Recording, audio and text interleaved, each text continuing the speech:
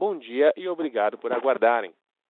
Sejam bem-vindos à teleconferência da CSN para a apresentação dos resultados referentes ao quarto trimestre de 2019.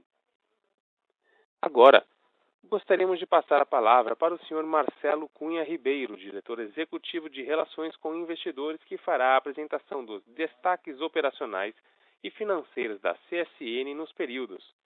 Por favor, Sr. Marcelo, pode prosseguir. Bom dia a todos. Obrigado por participarem da conferência de resultados da CSN. Como de costume, faremos uma breve apresentação, seguida por um Q&A. Começo pela página 2 da apresentação, onde a gente faz os destaques do período, começando com os principais números do EBITDA. Foi realmente um ano onde conseguimos, em termos de fluxo de caixa operacional e resultado do EBITDA, atingir recordes, apesar de um ano difícil em siderurgia. Então é um ano realmente a ser comemorado. E um quarto trimestre também muito forte, como vamos ver. Com relação a um segundo foco de prioridade da companhia, que é a melhora da qualidade do seu balanço, também tivemos avanços importantes, a começar pelo perfil do endividamento, que continuou a ser alongado, com operações que trouxeram mais liquidez, e afastaram a dívida de curto prazo. E, principalmente, foi um ano onde conseguimos reduzir a nossa alavancagem, uma fragilidade do balanço, onde passamos de 4,55 para 3,7, através da melhoria do resultado, geração de caixa e operações de pré-pagamento de minério. Seguindo na apresentação, na página 4, mostramos essa evolução do EBITDA mencionada, onde tivemos um crescimento bastante forte, de 24%, chegando a uma margem de 28%, uma das mais altas da nossa história, mesmo em um ano difícil para a siderurgia. Sequencialmente, também foi um bom trimestre, onde conseguimos crescimento, apesar de uma queda de preços do minério. Então, quando observamos a ponte de resultados, temos já uma boa notícia, que é a siderurgia finalmente voltando a crescer o seu resultado. Tivemos aí melhores volumes, menores custos, isso já aumentou o resultado. A mineração, mesmo com essa queda de preços, também apresentou um forte resultado em função de melhores volumes e melhor realização de preços. Em cimentos, tivemos uma evolução importante, mesmo com menores volumes em função de paradas por manutenção, tivemos melhores preços, menores custos e, portanto, uma evolução importante de margens. Assim, chegamos a 1,6 bi de EBITDA no trimestre. Na página 5, mostramos outros indicadores financeiros relevantes, começando pelo investimento. 2019 foi um ano de fortes investimentos. Terminamos com 2,2 bi, muito em função de uma evolução importante dentro da siderurgia. Tivemos um evento relevante, que foi a parada do Alto Forno 3, nosso mais importante, e isso trouxe projetos de sustaining bem importantes, a começar por sinterização e outros periféricos, que levaram o CAPEX a praticamente dobrar nessa unidade de negócios dentro desse ano, e é um trimestre bastante especial em termos de investimento. Esse nos parece um ponto não recorrente, e esse CAPEX de 2,2 deve se reduzir em 2020, a níveis mais próximos de 1,8 bilhões. Quando olhamos o ciclo financeiro, temos boas notícias. Foi uma fonte importante de fluxo de caixa, reduzimos em 15 dias em comparação com o fim de 2018. E olhando o capital de giro, vemos que a fonte dessa redução esteve no contas a receber e nos estoques, principalmente. Tivemos uma aceleração do contas a receber, ou seja, principalmente na siderurgia, prazos mais curtos de recebimento que ajudaram a liquidez. E nos estoques também, quedas de produtos acabados, matérias-primas, tornando o ciclo mais eficiente. Por isso, geramos quase 800 milhões de reais no trimestre de fluxo de caixa operacional. No fluxo de caixa livre, tivemos também, em função de um forte EBITDA, em função de menores despesas financeiras, 1,1 bilhões, coroando um ano onde terminamos com 1,7 bilhões de fluxo de caixa livre, o que é absolutamente relevante para o nosso objetivo de reduzir o endividamento, que é o que vemos na página seguinte, na página 6, Continuamos o caminho de desalavancar. Chegamos nesse trimestre a 3,7 vezes dívida líquida EBITDA. Foi um grande avanço a partir do 4,55 quando começamos o ano. Neste trimestre em particular, conseguimos reduzir bastante a dívida bruta, 1,3 bi. Ainda não foi o suficiente. A redução da dívida líquida foi menor do que a desejada, porque uma série de eventos temporários, como por exemplo a amortização da Glencore, ou não recorrentes, como a ociosidade operacional que contabilizamos, impediu que a redução da dívida líquida fosse ainda maior. Mas continuamos comprometidos com o nosso target de médio prazo, de chegar a 20 bilhões de reais até o final do ano que vem, ainda que isso também leve à necessidade de iniciativas financeiras como venda de ativos. Continuando na página 7, vemos o nosso perfil de amortização de dívida, onde também tivemos eventos relevantes. Temos aqui como prioridade o alongamento da dívida, a redução da dívida de curto prazo e o aumento da liquidez. E tivemos avanços em todas essas frentes ao longo do trimestre e mais recentemente. No fim de 2019, trouxemos novos bancos, alongamos a dívida bancária e no início de 2020, aproveitamos a boa janela no mercado de capitais internacional em janeiro, fizemos uma emissão importante de $1 bilhão, uma emissão de 8 anos, que serviu para aumentar a nossa liquidez e praticamente resolver nossos desafios de refinanciamento para o ano de 2020. Vamos continuar fazendo o mesmo, mantendo a nossa liquidez alta, de 4 bilhões para cima, preservando realmente um indicador de caixa sobre dívida de curto prazo acima de 1, negociando com bancos parceiros novos alongamentos e aproveitando o mercado de capitais local em futuras emissões de debêntures. Avançando na apresentação, falamos também dos destaques por negócio. Na página 9, vemos, a começar pela siderurgia, que esse foi um ano especial na siderurgia. Foi um ano desafiador, onde a reforma do alto forno nos tirou competitividade, pelo menos temporariamente. Com isso, tivemos queda de volumes de venda e de produção. O indicador de 11% de queda de venda, ele não é um indicador 100% justo, porque ele compara o ano de 2018, onde tínhamos a planta de Indiana nos Estados Unidos. Portanto, as vendas externas estão impactadas por essa variação na comparação. Mas a variação no mercado doméstico mostra como realmente essa competitividade fez falta. Uma queda de 5% frente a um mercado brasileiro que caiu cerca de 2%. No entanto, no quarto trimestre já voltamos força, e crescemos 9%. Temos bons volumes, uma boa recuperação em cima dessa nova competitividade, o que nos permite antever um ano de 2020 bastante diferente. Com relação a receitas, vemos então, apesar desse crescimento de 4%, apenas um crescimento de 1%, porque preços médios caíram cerca de 3%, muito em função de mix de venda de produtos. Tivemos um mix muito mais concentrado em bobinas a quente, o que traz o preço médio um pouco mais para baixo. Mas, nesse conjunto de fatores, conseguimos avançar o EBITDA, avançamos de 105 para 177 milhões, melhorando margens, muito em função também de melhora de custos, que é o que vemos na página seguinte. Na página 10, vemos que já houve um avanço importante em volumes de produção, a partir de um vale, que foi a produção do terceiro trimestre. Praticamente dobramos essa produção, e vale destacar que a maior parte dessa produção aconteceu no mês de dezembro, que é quando, de fato, conseguimos terminar o ramp-up a partir da retomada depois da reforma do alto forno, e com isso já conseguimos ver um novo patamar de custos. Quando vemos o custo de placa, já houve uma queda importante de 9% no quarto TRI contra o terceiro TRI, e essa queda é o que esperamos que vai se refletir também nos resultados de 2020, levando a novos patamares de rentabilidade por tonelada, que já cresceu, mas que ainda está bem distante do que esperamos ser para 2020. Avançando um pouco mais, na página 11, temos os dados da mineração, onde tivemos mais um trimestre muito importante, inclusive com recordes de volumes de vendas. Chegamos a 10,3 milhões de toneladas. É um trimestre onde a produção já começa a ser impactada pela sazonalidade de chuvas, então, em termos de produção, foi um trimestre com menos volumes, mas conseguimos compensar com compras de minério de terceiros e uma certa desestocagem. Assim, terminamos o ano com uma evolução importante do volume de vendas de 11% e de 5% no trimestre. A receita consegue, nesse sentido, até aumentar frente ao terceiro TRI, ainda que os preços médios de mercado tenham caído.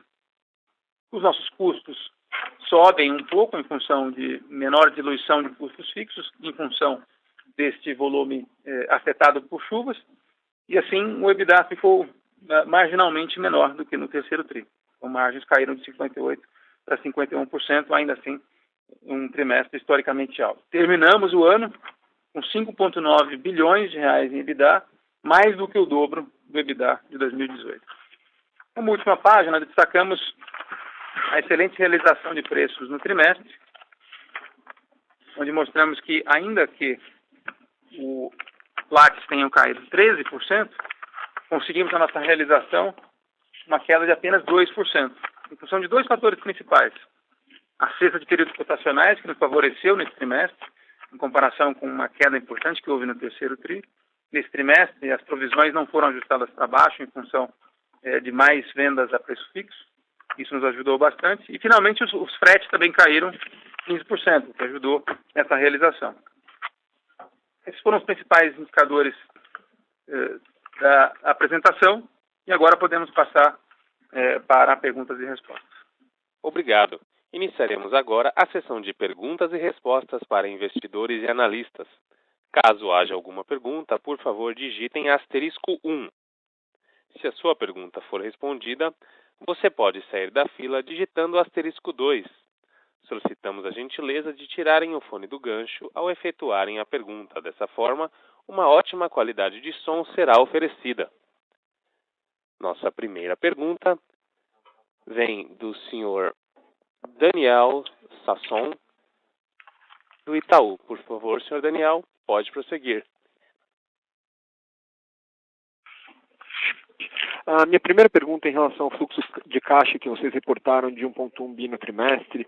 Se vocês puderem nos ajudar a reconciliar esse valor com a queda da dívida líquida de 500 milhões, né, mesmo com o real tendo se valorizado na ponta no quarto trimestre em relação ao terceiro, nos ajudaria bastante, né?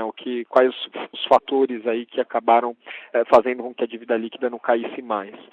E a minha segunda pergunta, ainda sobre geração de caixa e dividendos, se vocês puderem nos passar aí um update de como anda a venda da SWT, seria bacana, ela parece estar próxima há algum tempo, então o que exatamente está pendente ainda, e um update da expectativa de geração de caixa operacional e de pagamento de dividendos em 2020. A dúvida aqui é se de repente a gente pode ver em 2020 um pagamento de dividendos até um pouco acima da geração de caixa do ano, como acabou acontecendo em 2019. É isso do meu lado, pessoal. Obrigado. Obrigado, Daniel, pelas perguntas. Com relação à dívida líquida e ao fluxo de caixa livre, o fluxo de caixa livre, como demonstrado, ele é a fonte, né, e depois a gente tem que falar dos usos, né, como fonte operacional. Então geramos 1,1 bi, mas tivemos nesse trimestre alguns eventos temporários e outros não recorrentes que consumiram uma parte dessa geração. Entre os temporários, eu destaco a amortização dos nossos pré-pagamentos de minério. Consumiram mais de 120, 130 milhões de reais, mas que vão ser supridos por novos pré-pagamentos, inclusive a serem anunciados no curtíssimo prazo. Então, esse é uma variação que eu diria que vai ser uma questão apenas de um trimestre para o outro, né? Outros eventos incluem efeitos não recorrentes, como, por exemplo, a ociosidade operacional. Esse foi um trimestre ainda impactado pela reforma do alto forno, então a gente tem as linhas de outras despesas operacionais, cerca de 170 milhões de reais de ociosidade operacional, que, enfim, não está dentro do fluxo de caixa livre ao não fazer parte do EBITDA, mas que nesse trimestre consumiu recurso. Podemos listar ainda um certo vazamento de dividendos, que não são dividendos da CSN para os seus acionistas, mas são dividendos da CSN Mineração para a CSN. mas com sócios que temos, pouco mais de 100 milhões de reais acabam saindo dentro do consolidado, né? E, finalmente, tivemos, por exemplo, que fazer aportes na Transnordestina, como parte de um compromisso, né, com o governo de reinício da obra. Nesse trimestre, esse aporte, um aporte de 150 milhões de reais, de um compromisso de um novo investimento de 250 milhões de reais. Então, esses eventos não recorrentes e temporários são o que explicam essa variação da dívida. Com relação à SWT, é como temos dito, né? Temos um comprador que tem ficado engajado conosco no último ano e meio, né? É um interessado estratégico local que fez todo o caminho de diligência, de entender o ativo, de melhorar suas propostas até chegar num nível próximo ao que encontramos como atrativo. Agora, foi um processo que tem tomado muito mais tempo do que imaginávamos, né? Mais recentemente, depois de uma due diligence que foi extensa, o comprador teve uma demora para encontrar seguros e financiamento para completar a transação, mas recentemente retomou, né, essa discussão, agora, né, tentando aproximar. E, como a gente já tinha dito, em as condições sendo atrativas e em linha com o esperado, vamos seguir adiante com essa venda para continuar com a desalavancagem. Obrigado, Marcelo.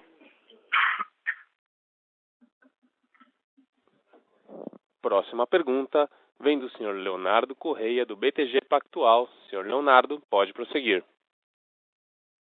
Bom dia a todos. Minha primeira pergunta com relação ao minério de ferro.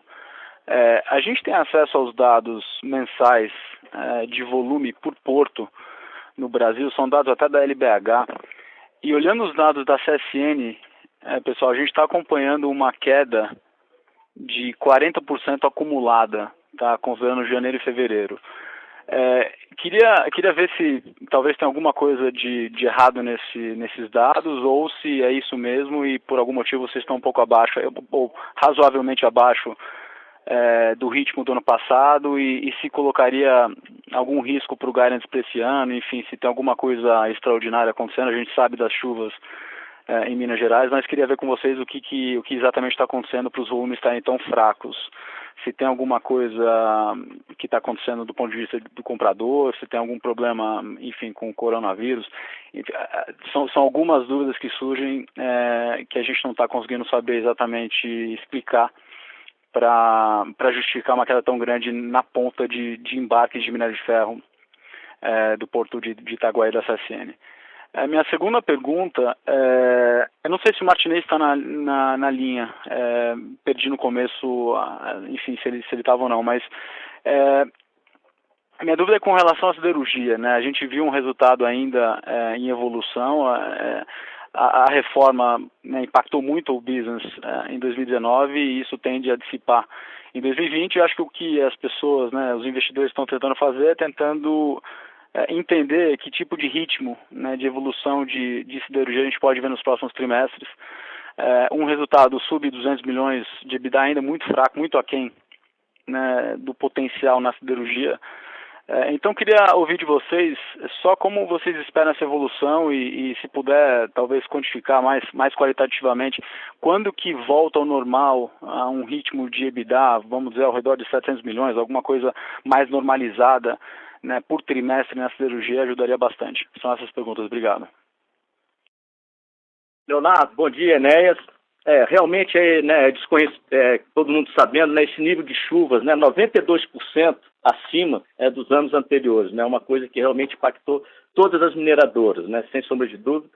Nós estamos em linha com o que está acontecendo com os nossos, né, com os outros fornecedores de minério, principalmente Vale e outros.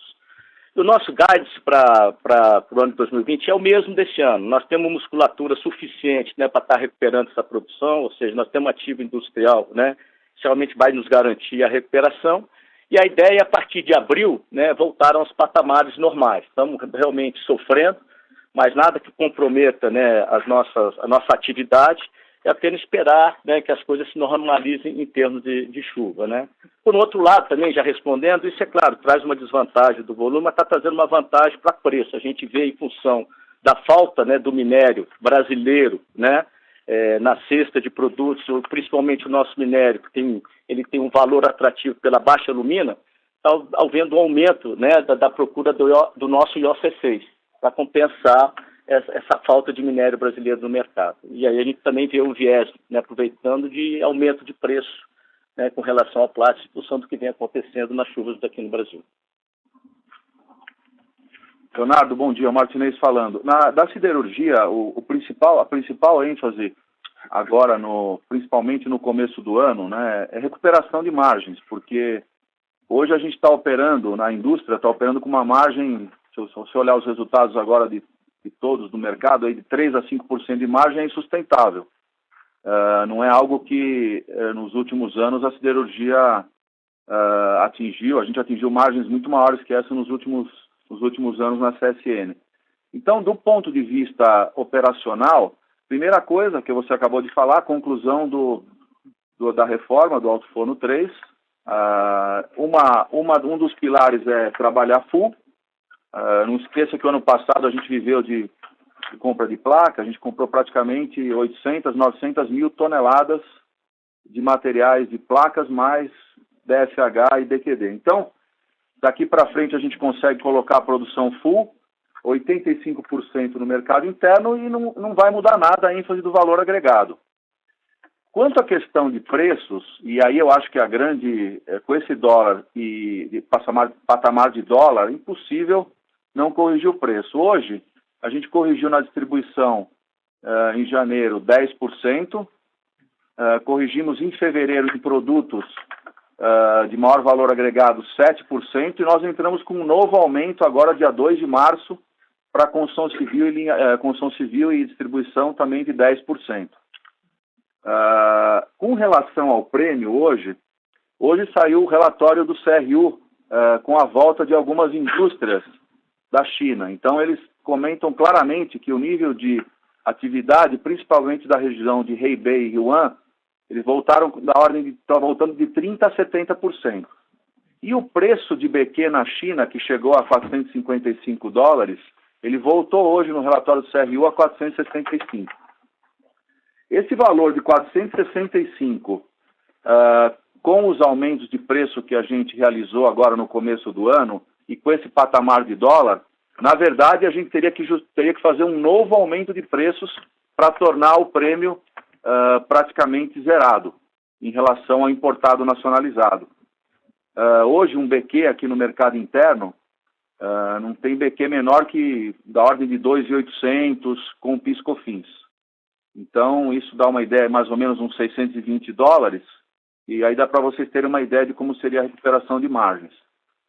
Agora, quando a gente vai voltar aos patamares de 700 milhões de reais de EBITDA, ao longo do segundo trimestre, nós vamos com certeza já apresentar resultados muito mais relevantes em termos de dólar por tonelada de EBITDA. Tá? Eu acredito que o que a gente tem que mirar aqui na CSN é voltar ao patamar de $100 por tonelada, que seria mais ou menos aí uns 2 bilhões e 300 de EBITDA na siderurgia por ano. Tá? Basicamente isso, Leonardo. Obrigado, senhores. Se eu puder só alguns detalhes, só para checar as respostas, começando pelo Enéas. Enéas, eu tinha entendido do passado que o guidance estava para 40 milhões de toneladas de volumes de minério esse ano. É uma pequena revisão para 38,5 ou meu entendimento está incorreto? Vamos para 40, a busca é de 40, Leonardo. É isso, a chuva, né, de dezembro, que, né, final de novembro e dezembro, sazonalidade, ela vem muito forte. Então, a única condição que nos prejudicou foram chuvas. Então, para esse ano, claro, começamos muito afetado no primeiro trimestre, mas hoje nós temos muito mais musculatura, ou seja, as filtragens vão estar operando full, né? Então, industrialmente, nós estamos muito mais preparados para andar mais forte nos quadrimestres à frente, tá? Então, o nosso guide é 40 bilhões. 38,5 foi, na verdade, o volume que terminamos em 2019, né? Sim. E para o Martinez, você está sugerindo que enfim, dado o nível de câmbio, especialmente, você está sugerindo que caberia um terceiro aumento no ano, né, para distribuição, imagino eu. Tem alguma coisa na mesa hoje, um aumento para abril?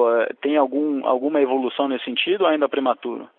Nós já estamos, a gente conversa, a política aqui no mercado interno, que acho que é a política mais correta, é manter um prêmio em torno de, no caso aqui da CSN, e aí tem um pouco de certas especificidades em função do nosso portfólio. Mas, de uma maneira geral, o prêmio tem que ser em torno de 7 a 10% ao importado nacionalizado. É só fazer a conta. 475, um BQ chinês, com um dólar de hoje, que eu nem sei quanto está agora, mas já, sei lá, 4,60, isso já traz um prêmio negativo da ordem de 7%, o que justificaria plenamente o novo aumento para abril ou maio. Não tem como a gente não corrigir isso, é uma questão de custo. Senão a gente não consegue simplesmente recuperar a margem em função dessa deteriorização do dólar. Tá certo, senhores. Muito obrigado. Próxima pergunta vem do senhor Tiago Ogea, da Goldman Sachs. Senhor Tiago, pode prosseguir. Oi, bom dia, obrigado a todos. Minha primeira pergunta é em relação à geração de caixa, né? A gente viu nesse ano um EBITDA bem forte da CSN, né? 7,3 bi, mas a dívida líquida acabou subindo, uma combinação aí de câmbio e também pagamento de dividendos. Queria saber se o Marcelo pode dar um pouco mais de guidance, talvez não com números específicos, mas em termos de alocação de capital para 2020 e 2021. E também para o Martinez, se ele puder voltar na questão dos aumentos. Martinez, em relação à automobilística, a gente já tem algum número confirmado? Geralmente o aumento para as automobilísticas asiáticas é agora em março. Se puder comentar isso, também seria interessante. Obrigado. Então, com relação a fluxo de caixa, como eu mencionei que essas diferenças entre fluxo de caixa e redução de dívida foram ou não recorrentes ou temporárias, então a gente tem que realmente focar no fluxo de caixa livre como um proxy para a redução de dívida, né? Então a gente vê um EBITDA em 2020 melhor do que o de 2019, um CAPEX um pouco menor, como eu mencionei, um capital de giro bastante bem comportado ou neutro, né? Impostos caixa substancialmente menores, né? E juros caixa também menores. Então a gente vai ter uma situação bastante favorável num ambiente onde dividendos seguirão a política de dividendo mínimo obrigatório, 25% do lucro líquido. Então, isso é uma questão também fácil de se projetar. O dividendo em 2019 ele foi maior porque ele refletiu um ano de lucro extraordinário que foi o de 2018. Então, dado tudo isso, a gente vê realmente um caminho claro para uma redução forte de dívida em 2020 e 2021, que ainda, como eu disse, é aquém do necessário para a gente chegar nos 20 bilhões de dívida líquida e vai ser complementado com iniciativas financeiras, incluindo venda de ativos. Tiago, no setor automotivo foi implementado o aumento de 5% e nós vamos ter que rever essa situação porque com esse patamar de dólar também é impossível você manter o preço no mercado industrial. Então, acho que o grande desafio agora, daqui para frente, a distribuição a gente vai acompanhar par e passo o prêmio, é a recuperação de margem no setor industrial, automotiva, linha branca, equipamentos, tubos, etc. Obrigado pela resposta.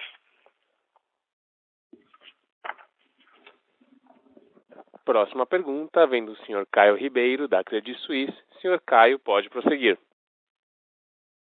Bom dia, obrigado pela oportunidade. Minha primeira pergunta seria em relação aos efeitos do coronavírus na China, né, que vocês estão enxergando, especialmente em relação à desaceleração da produção de minério no mercado doméstico, né? Eu queria ver se vocês têm uma leitura do que seria o nível de produção anualizado lá nos últimos meses, e também sobre a leitura de vocês do pacote de estímulo, né, de infra que foi anunciado recentemente na China, e se isso vem como uma grande surpresa ou, enfim, se era algo que já era esperado, né, para esse primeiro trimestre. E, em segundo lugar, no quarto TRI, ficou claro que vocês tiveram sucesso, né, em capturar market share em aço plano no mercado doméstico. Só queria ver se vocês poderiam passar um pouco de cor aí sobre o primeiro TRI, se isso continua sendo o caso, né? E hoje, onde que vocês enxergam o market share de vocês em aço plano? Obrigado. Bom dia. Com relação ao coronavírus, né, nós não tivemos nenhum impacto, né, dos nossos clientes. As encomendas continuam, né? E o que nós olhamos agora é uma coisa favorável, né? Está sendo controlado na China.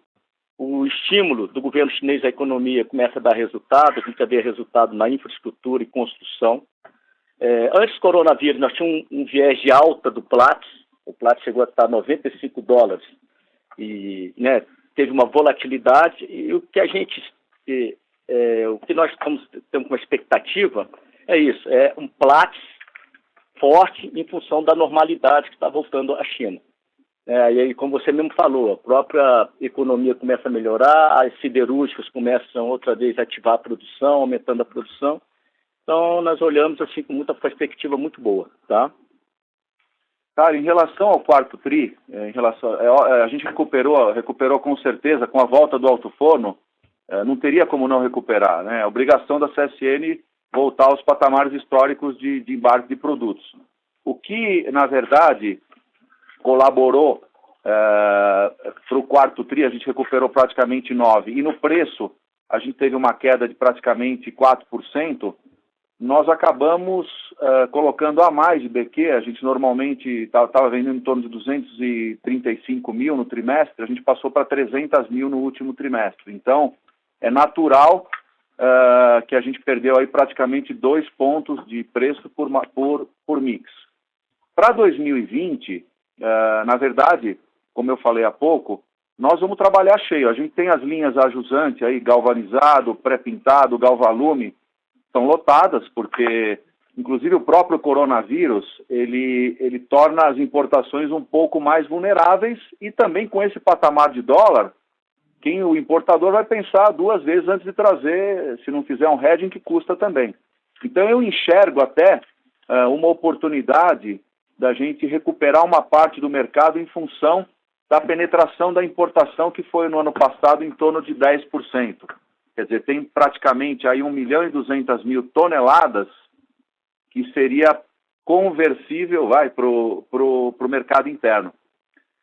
Quanto aos setores, apesar do coronavírus e de alguns dados da indústria ainda não muito satisfatórios, nós ainda enxergamos um consumo aparente, que é praticamente o que todos estão olhando aí, da ordem de 6%, mas todos os setores que estão envolvidos continuam com as mesmas previsões. E no caso específico da CSN, independente do mercado, nós vamos trabalhar com o mercado full no mercado interno, trabalhar full no mercado interno. Então, eu tenho basicamente na estratégia hoje do primeiro trimestre, tomar um pouquinho mais de cuidado nas linhas que são mais upstream, que é quente e frio. As linhas de zincado e maior valor agregado, a gente tem tranquilidade com carteira até para o primeiro semestre, com certeza. Obrigado. E, Enéas, só se eu puder fazer um follow-up rápido, só além da siderurgia, né, na China, em relação à produção de minério, né, no mercado doméstico, vocês têm alguma leitura do quanto que foi impactado, né, pelo coronavírus, enfim, quanto que caiu esse nível de produção lá? Você está dizendo com relação à China ou aqui ao Brasil? Não, na China. A China caiu, né? A produção lá caiu de minério. Existe sim, eu não sei dizer qual é o valor, tá? Em percentual, mas teve uma queda sim na produção em função do coronavírus. Isso é fato. O percentual eu não sei te dizer. Tá bom, obrigado.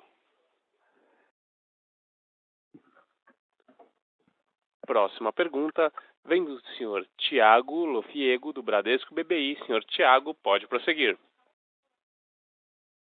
Obrigado. Martinez, não sei se você comentou, desculpa se já, a tendência de queda de custo na divisão de siderurgia, o que dá para esperar agora para o primeiro trimestre, se vocês já estão confortáveis em falar que normaliza, já está no patamar normalizado agora, ou quanto tempo demora ainda para chegar nesse patamar.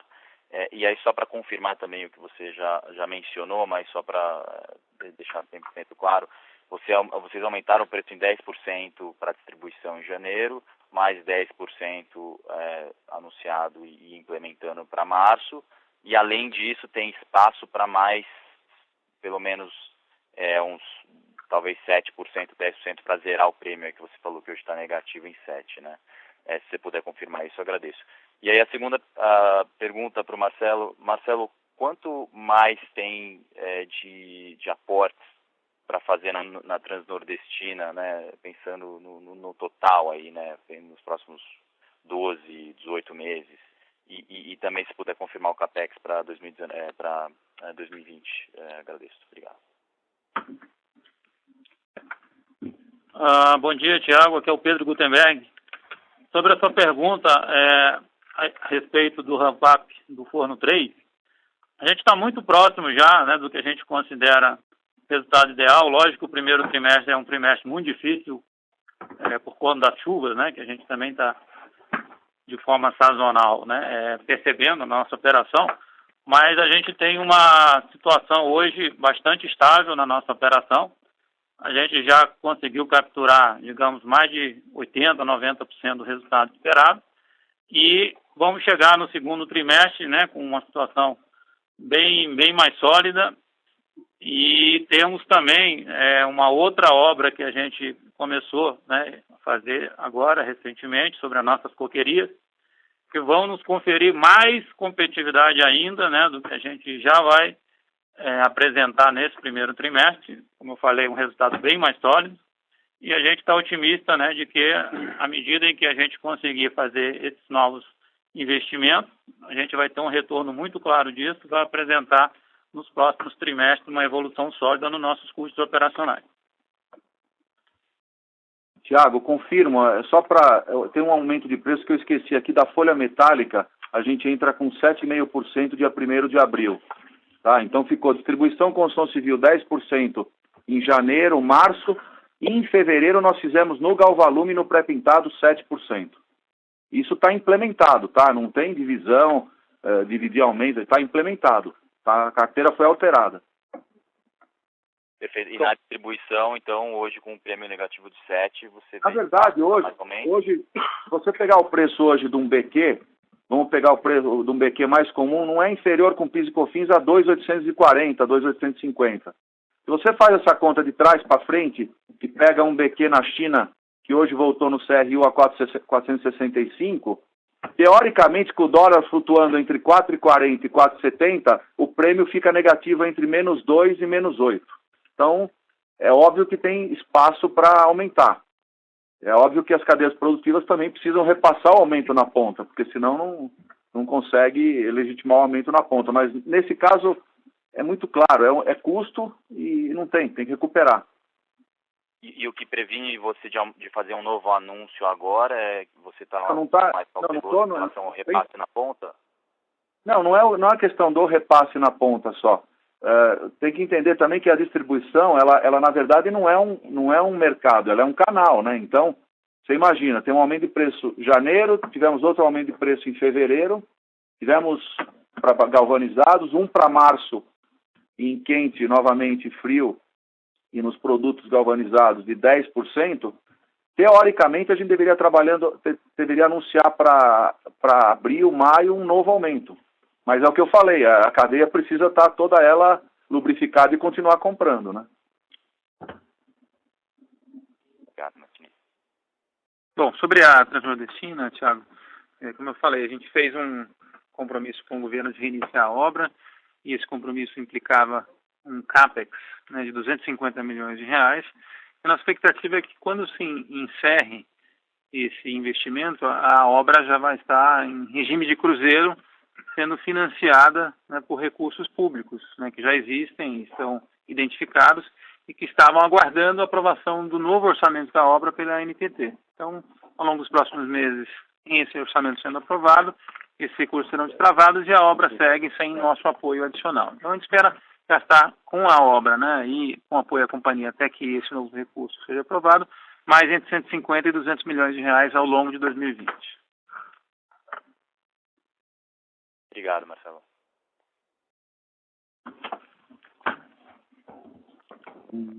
Nossa próxima pergunta vem do senhor Cadu Smith, do UBS. Senhor Cadu, pode prosseguir. Bom dia a todos, obrigado pela oportunidade. Minha pergunta é sobre o processo que foi julgado ontem no CAF relativo à venda do stake da Anamisa em 2008. Qual a expectativa da empresa para uma eventual apelação dessa decisão e, nessa mesma linha, qual seria o cronograma para o pagamento da multa de quase R$1 bilhão em 2020? Muito obrigado. Cadu, esse processo é um dos processos que a gente já tem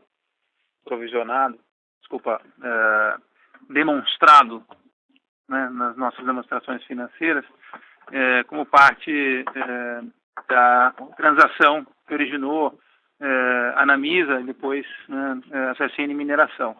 É um processo que ele já tinha sido ganho, né, na Câmara Baixa do CAF, por 7-1, né, e que ontem teve um julgamento na Câmara Superior do CAF, e como esperado, né, houve, por voto de qualidade, né, uma decisão, né, que favorece a Receita, o que tem, infelizmente, acontecido. Então já era a nossa expectativa, houve uma evolução muito positiva, onde essa multa, como você falou, foi reduzida em quase 40%, né. Então agora a gente vai seguir o caminho, né, com um mérito muito claro da nossa discussão, para discutir isso na Justiça, mas isso toma seu tempo. Então, do nosso ponto de vista, houve aí uma evolução positiva, né, e não muda nada nossa visão sobre esse caso. Muito obrigado.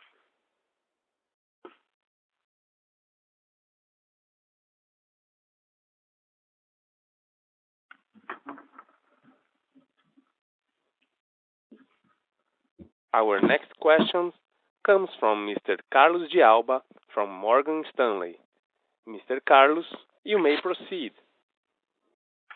Yes, thank you very much. Good morning, everyone. Questions for Marcelo on Transnordestina. Just could you repeat the commitment for 2020? I think I heard 250 million reais, but just wanted to double check that. And also, what happens, Marcelo, after 2020 if there is no agreement for the new funding of the project? What are the obligations and responsibilities of CSN? Does it have any recourse in terms of finishing funding for this project, or where does it stop the company's responsibility? On SWT, Marcelo, did CSN receive a firm offer from the buyer? Because given the uncertainties that we have right now in the macro front, I just want to understand how likely is it that the company will finally close this transaction. And then, if I may, for Martins, what has been the actual implementation, Martins, of the price increases that the company has already announced? Because we're seeing relatively weak demand in January, and all of the companies in the domestic market that have reported showed a decline in the realized prices. So everyone is attributing it to poor mix, but the fact is that net prices in the fourth quarter were down for the three steel companies in the country. So I just want to see how much of the announced price increase has the company been able to implement. Thank you. Bom, Carlos, obrigado pela pergunta. Com relação à Transnordestina, nós vemos esses desenvolvimentos recentes com muito bons olhos, né? Porque esse projeto ele ficou parado durante um tempo importante em função da decisão do TCU que impedia, né, que fundos públicos fossem destinados à obra. E essa decisão foi em função ainda da incerteza orçamentária, né? A companhia fez o orçamento agora, mais recentemente, né, a partir de julho esse orçamento ficou pronto, né? Então é realmente a hora onde o projeto deveria começar a andar, e por isso esse nosso compromisso, né, de fazer o reinício da obra, mesmo tendo já cumprido com os nossos compromissos contratuais. Então a CSN já fez, né, a sua parte, então falta agora uma parte contratual importante, né, de fundos previstos no acordo de acionistas original, né, inclusive FDNE, a correção monetária de Valec, Finor, etc. Então esses recursos estão previstos, né? Então do nosso ponto de vista, essa nossa obrigação é a obrigação de tentar concluir a obra, porque isso é positivo para a CSN, é positivo para o projeto, né? Do ponto de vista financeiro, o que existe e está, né, demonstrado no balanço é uma garantia da CSN para uma parte da dívida dessa subsidiária, uma garantia que está em torno de 2,5 bilhões de reais. Então é aí que está, vamos dizer assim, a nossa exposição ao projeto. Mas a gente está bastante, como eu disse, confiante que essa nova evolução vai levar que se destravem os fundos públicos e esse projeto continue agora e em poucos anos, né, chegue aí ao seu final e comece a operar. Com relação à estabilidade, só para continuar, então, a gente tem, melhor do que uma oferta firme, né, é um comprador interessado, né, é realmente um comprador que, né, em vários momentos, né, de economia alemã fraquejando, voltando, né, economia global, preços de aço, sempre ficou firme realmente na sua vontade, né, de diversificar, porque é um produtor de aços longos que tem liderança em outras áreas da Europa, né, e quer diversificar, então ele está realmente interessado. De novo, é uma questão do nosso lado, né, de que a proposta chegue num nível satisfatório para que se conclua a transação, mas, enfim, não existe nada contratual, né? Se o mundo mudar, essa transação pode não acontecer, tão simples assim.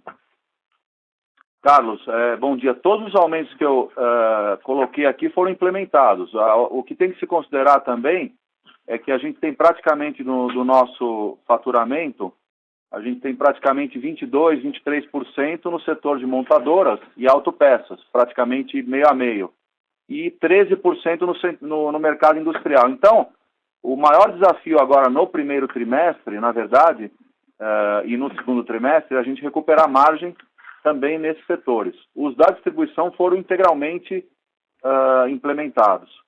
Quanto à demanda, como eu falei há pouco também, a gente tem as linhas ajusante, zincado, galvalume, pré-pintado e folha trabalhando full, e a gente tem, na verdade, uma entrada nova de capacidade em função do retorno do alto forno no laminado a quente e frio, que nós vamos colocar. No primeiro trimestre foi colocado e não vemos problemas maiores de continuar colocando esse volume no segundo trimestre.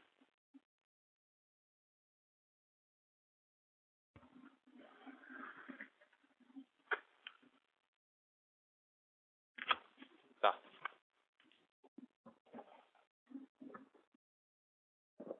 Our next question comes from Alex Hacking from Citibank.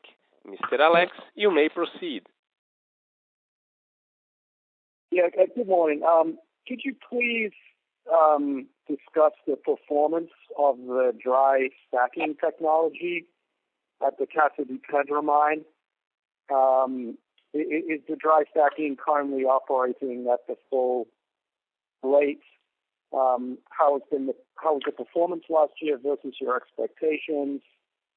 And how has the performance been during the very heavy rainfall during the first quarter? Thank you very much.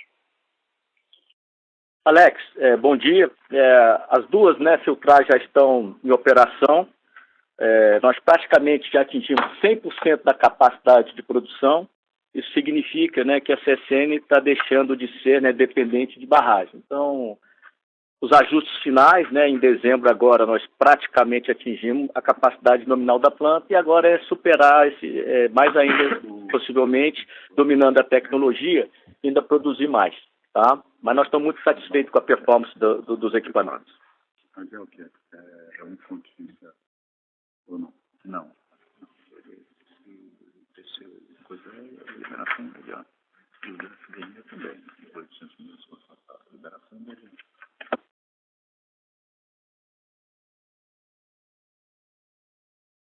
Obrigado.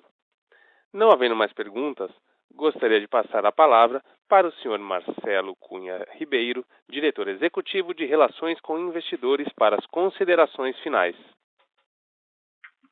Passo a palavra para o Benjamin. Então, obrigado a todos aí por participarem do call. Eu vou repassar rapidamente aquilo que foi perguntado dentro da minha visão e para enfatizar o que vai ser a política da companhia e dar uma rápida perspectiva do que nós estamos vivendo agora para esse primeiro trimestre e o ano de 2020.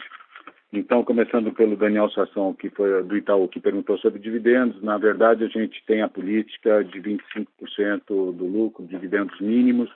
Nós vamos se ater a isso para esse ano de 2020 e dentro da normalidade é isso que nós pretendemos implementar, como foi dito o ano passado, a partir desse ano para os próximos anos. Com relação ao Léo Corrêa do Pactual, perguntou sobre embarque de minério, perguntou sobre siderurgia. Eu queria dizer para vocês que, do ponto de vista de demanda, nós nunca deixamos de ter oferta por cargas que sejam colocadas no mercado, ou seja, não existe problema de falta de demanda na venda do produto. Aliás, até pelo contrário, como vocês estão observando, a queda acentuada de embarque em função das chuvas torrenciais que ocorreram aqui no Sudeste desde novembro, inclusive agora, em final de fevereiro, começo de março, Itaguaí no Porto, caiu um nível de concentração de chuva impressionante, o que faz com que a produção, o transporte e o embarque seja muito complicado para todos aqueles produtores do mercado Sudeste. Assim como na Austrália nós tivemos problema também de tufão, de intempéries, eu acho que a demanda ela existe e vai voltar mais forte, e ainda mais para o minério de qualidade, que é a nossa prioridade, fazer minério de qualidade para ter o prêmio do produto. O minério hoje está a 91,60, se não me engano. Nós achamos, inclusive, que existe perspectiva de alta de preço e prêmio maior ainda pela qualidade. Então, a gente acha que esse ano vai ser bastante firme em termos de preço, de qualidade, do ponto de vista até de surpresa para o mercado. Com relação à siderurgia, a gente tem a recuperação de preços feita, a gente teve um trabalho muito grande com a siderurgia o ano passado, todos vocês acompanharam, a reforma do Alto Forno 3, a consequente aumento da capacidade de 500 mil toneladas, que vai ser dirigida para a bobina quente. Dentro desse produto, nós vamos usar da nossa cadeia de distribuição, dentro da política da CSN, de sempre apoiar os nossos aliados distribuidores, ou seja, nós queremos incrementar de forma significativa a distribuição através desses 5, 6, 7 clientes que vão ser os nossos parceiros principais e colocar essa produção a nível de mercado interno. Nossa prioridade sempre foi e o é no presente em termos de colocar a produção no mercado interno. Que nem disse o Martinez, os valores agregados já estão colocados até o final do primeiro semestre.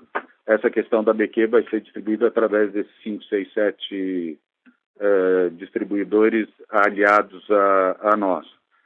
Com relação a preço, independente do que do Martinez já explicou para vocês o que foi implementado, eu certamente vou ser obrigado, em termos de necessidade por custo e desvalorização de real, até um aumento de mais de 10% em abril, maio, certamente para todo tipo de produto, para todo tipo de segmento. É uma recomposição de preços, o dólar a 4,60 me parece que veio para ficar. Nós, com a diminuição de juros, a possibilidade desse dólar voltar me parece bastante difícil. Então, realmente vai ser uma recomposição de preços em função do aumento de custo. E vai ser implementado em abril, maio. Com relação ao Caio, do Bradesco, perguntou sobre minério, coronavírus, embarque e o nosso plano para o primeiro trimestre. Bom, o coronavírus é uma realidade, a gente está sendo surpreendido pela facilidade de contaminação da doença.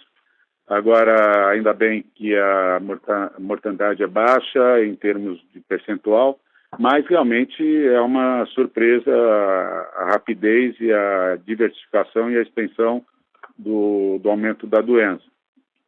Na China, me parece que foi feito um bom trabalho em termos de controle da doença. Temos que ver como é que vai ser na Europa e nos Estados Unidos, basicamente, e estarmos preparados para 1, 2 meses mais de dificuldades em termos de retomada de logística, de negócios e de tranquilidade para consumo. Mas eu acredito que isso vai ser vencido, temos condições a nível mundial de combater essa doença, e eu acho que a partir do segundo semestre isso daí vai estar num estágio controlado e sem interferência maior na queda do PIB que nós estamos vendo acontecer em todos os países. Com relação ao embarque de minério, foi falado, a dificuldade de produção, transporte e embarque. Pretendemos recuperar essa produção, vamos fazer de tudo possível para que a gente chegue lá. E no aço plano, o primeiro trimestre que está com bom desempenho, nós achamos que até agora, pelo que nós tivemos em janeiro, fevereiro e março, nós vamos ter um bom ano em termos de mercado interno, porque, como vocês sabem, o mercado vinha desabastecido, como vocês sabem, a recuperação do mercado interno brasileiro já está atrasada mais de 1 ano e meio, 1 ano e 3 meses, porque todos estavam certos dessa recuperação ano passado, ela não veio, começou bem esse ano, teve esse problema do coronavírus, mas eu acho que do ponto de vista de fundamento, nós estamos prontos para uma retomada do mercado interno. E do ponto de vista de siderurgia, nós não encontramos maiores dificuldades em termos de venda para o mercado dentro da sua diversidade. Com relação ao Thiago do Bradesco, perguntou basicamente para o Transnordestina, o Marcelo respondeu.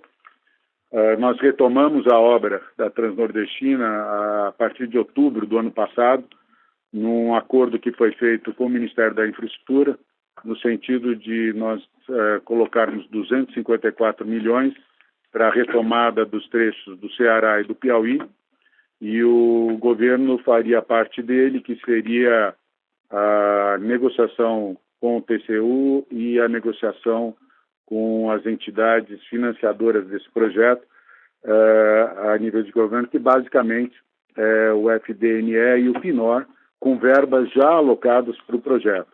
Ou seja, para a continuidade desse projeto, as verbas já estão alocadas e são verbas do Fundo de Desenvolvimento e do Fundo Nordeste e que independem do orçamento. Então, a nossa parte foi feita, nós entendemos que agora, a partir de abril, quando nós concluirmos esse compromisso nosso, a obra será retomada num ritmo muito mais forte. E com a conclusão prevista para 2022, dentro da vigência do mandato do presidente Bolsonaro. Com relação a Cadu Smith, que falou da multa do Big Jump, infelizmente, como todos sabem, nós estamos numa situação de grande litígio das pequenas, médias, grandes empresas a nível de governo, e isso se dá basicamente no CARF. Nós vencemos na Câmara Baixa, nós vencemos essa discussão, subiu para a Câmara Superior, a Constituição lá é de 5 contribuintes, 5 da Fazenda, desempate do governo, e como a maioria das vezes acontece, o desempate por parte do presidente a favor do governo, e esse foi o caso. Mas nós acreditamos que temos um fundamento muito forte em termos da discussão, e a gente acredita que, assim como as outras questões que estão sendo discutidas, vão ser vencidas. Basicamente, com relação a esse ano, independente da situação do coronavírus, nós estamos preparados e trabalhando em full. Nós, do ponto de vista operacional, vocês podem esperar que a gente vai fazer de todo o possível em termos de redução de custo e aumento de preço. O nosso compromisso é de entregar para esse ano um EBITDA melhor do que foi o ano passado, e nós certamente o faremos. E com relação à desalavancagem, que segue uma preocupação por parte do mercado, nós estamos discutindo não só a venda da SLW, da SWT, não só isso, a gente talvez tenha feito um erro, que a gente ficou só com um eventual interessado no funilamento da discussão, e que isso vem se arrastando de forma surpreendente muito mais tempo do que a gente esperava. Existe o interesse, continua a discussão, só que a gente não pode impor um timing para isso, então continuamos conversando. Mas independente disso, independente das outras questões que nós estamos trabalhando, seja prepayment, seja streaming, seja a venda de ativos, mesmo da mineração, uma percentagem da mineração para estratégico, estamos considerando inclusive o próprio IPO da mineração. Então nós estamos trabalhando em todas as fontes no compromisso nosso de chegar a 20 bi, o endividamento líquido da companhia, o mais rápido possível.